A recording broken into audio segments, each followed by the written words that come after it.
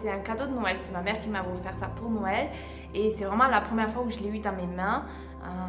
J'ai mis beaucoup de temps avant de l'ouvrir, je crois que j'ai mis plusieurs semaines. Toute première fois où je l'ai ouvert, du coup ça a été assez particulier pour moi, je venais de rentrer du collège et voilà, j'étais là, je savais pas quoi faire, j'étais sur mon lit, je dis bon, je vais essayer de lire, puisqu'on nous dit de le lire, pour voir vraiment si j'ai un témoignage et si je me fais baptiser ou pas suite à la lecture.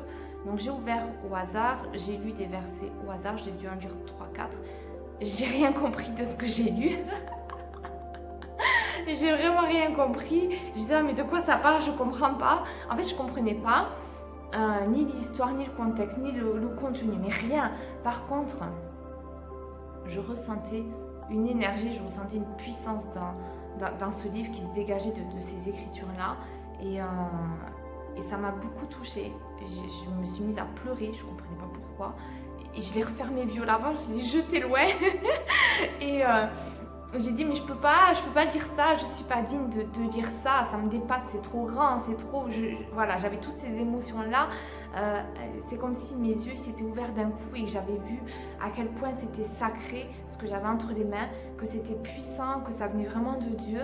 Mais à la fois, je voyais moi, comment j'étais dans ma vie, dans ma mortalité, voilà, dans mon imperfection, et tout ça, tout était mélangé, les deux étaient mélangés, c'était horrible. et je me sentais vraiment pas bien. Et j'ai crié comme ça, je dis mais je suis pas digne de lire ça. C'est pour ça que je l'ai jeté loin, parce que c'était trop... C'est comme si j'étais impure face à ça. Et à ce moment-là, le Saint-Esprit m'a dit, sois-le. Et j'ai dit ok, c'est parti, on y va. Et c'est là que j'ai eu le déclic pour me faire baptiser, parce que j'avais vraiment envie. Je sentais que j'avais besoin de ce livre, de toute cette énergie-là. On va dire que j'ai lu beaucoup de fois, puisque ça fait 21 ans. Je me suis fait baptiser en avril 1998, pardon. Et donc, ouais, ça fait 21 ans. Donc j'ai lu énormément de fois. Là, aujourd'hui, en 2019, je suis à ma deuxième lecture. J'espère le terminer, parce que j'ai pris du retard avec les vacances.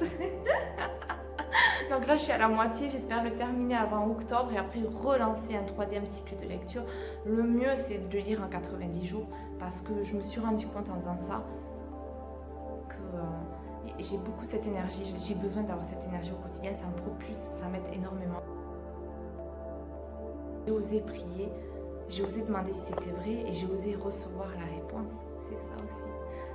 On nous dit, les missionnaires nous enseignent qu'il faut prier pour savoir s'il est vrai. Mais est-ce que nous sommes prêts à recevoir la réponse? On peut très bien dire j'ai prié, j'ai pas ressenti la réponse. J'ai pas eu de réponse. On peut dire ça. Mais parce que est-ce qu'on était ouvert à cette réponse-là? Et moi, quand j'ai eu la réponse, je me doutais qu'il était vrai, parce que dès la première fois que je l'ai ouvert, j'ai senti cette puissance-là. Donc pour moi, il était vrai. Mais quand j'ai fait l'effort de tout lire, ça m'a pris un an, de tout lire et ensuite de me mettre à genoux et de demander à Dieu si c'est vrai. Quand j'ai eu la réponse que j'ai eue, c'était aussi puissant que la première fois que je l'ai ouvert. Je me suis effondrée par terre et j'avais plus de force. Et j'ai ressenti une telle puissance me traverser. C'est pas moi qui me le suis inventé, c'est juste pas possible de s'inventer ça. Quand on ressent des choses énergétiques comme ça, on peut pas se l'inventer, quoi. Et à partir de là, je dis ok, je sais vraiment que c'est vrai.